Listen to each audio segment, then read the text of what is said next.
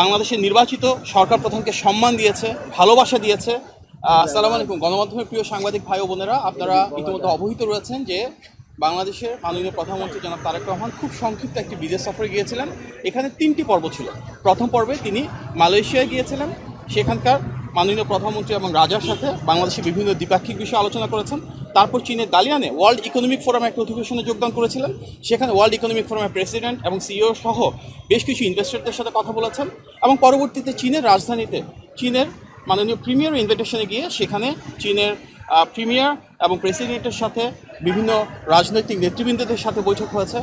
আমরা অভিভূত হয়েছি এই 3টি পর্বেই যেভাবে রাষ্ট্র বাংলাদেশের নির্বাচিত সরকার প্রধানকে সম্মান দিয়েছে, ভালোবাসা দিয়েছে, লাল গালিচা সংবর্ধনা দিয়েছে।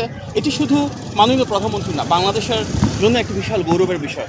যখন একজন সরকার প্রধানের ক্ষমতার উৎস হয় জনগণ, তখন কিভাবে সেই সম্মান এবং আত্মমর্যাদা বিশ্ব দরবারে ফুটে ওঠে, আমরা সেটি দেখেছি। আপনাদেরকে আমি অত্যন্ত আনন্দের সাথে জানাচ্ছি যে মালয়েশিয়া এবং চীন দুক্ষেত্রেই বাংলাদেশের স্বার্থ সংশ্লিষ্ট প্রতিটি বিষয় নিয়ে মাননীয় প্রধানমন্ত্রী মালয়েশিয়ার রাজা এবং প্রধানমন্ত্রী এবং চীনের প্রিমিয়ার এবং প্রেসিডেন্টের সাথে ডিটেলে আলোচনা করেছেন।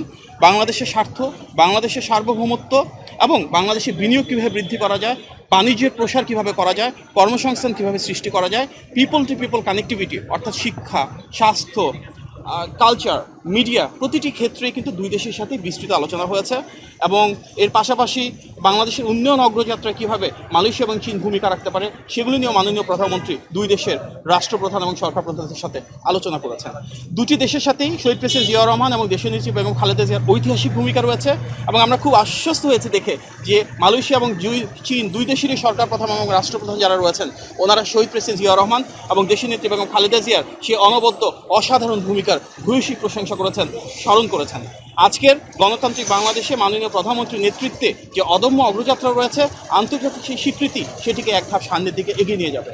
মাননীয় প্রধানমন্ত্রী শুধু যে বাংলাদেশের অবস্থান তুলে ধরেছেন কিংবা শুধু যে খুব আন্তরিকভাবে ওনাকে বরণ করা হয়েছে তাই না, আমরা দেখছি চীনের যে সম্পর্ক বাংলাদেশের সাথে, সে ঐতিহাসিক সম্পর্ককে উনি দ্বিপাক্ষিকভাবে একটা বহুমাত্রিক রূপ দিয়েছেন, যাকে আমরা বলছি যে লং টার্ম স্ট্র্যাটেজিক পার্টনারশিপ, অর্থাৎ দীর্ঘমেয়াদী অংশীদারিত্বের একটা প্রসার, যেটা মূল ভিত্তি হবে কৌশল। এবং অবশ্যই আমরা এর মাধ্যমে উন্নয়ন, অগ্রযাত্রা, বাণিজ্য, বিনিয়োগ, কর্মসংস্থান সহ বিভিন্ন বিষয় যা আছে দ্বিপাক্ষিক সম্পর্কের ক্ষেত্রে, বহুপাক্ষিক সম্পর্কের ক্ষেত্রে ইন্টারন্যাশনাল লেভেলে, সেগুলি নিয়ে ইনশাল্লাহ একযোগে কাজ করব। মাননীয় প্রধানমন্ত্রী এবং চীন এবং মালয়েশিয়ার সরকার প্রধান যারা রয়েছেন তাদের মাঝে যে উষ্ণ সম্পর্ক আমরা দেখেছি, যে আন্তরিকতা আমরা দেখেছি, ইনশাল্লাহ সামনের দিনগুলোতে বাংলাদেশকে এগিয়ে নিয়ে যাওয়ার ক্ষেত্রে, জনগণের ভাগ্য পরিবর্তন করবার ক্ষেত্রে সেগুলো অনেক বড় ভূমিকা রাখবে।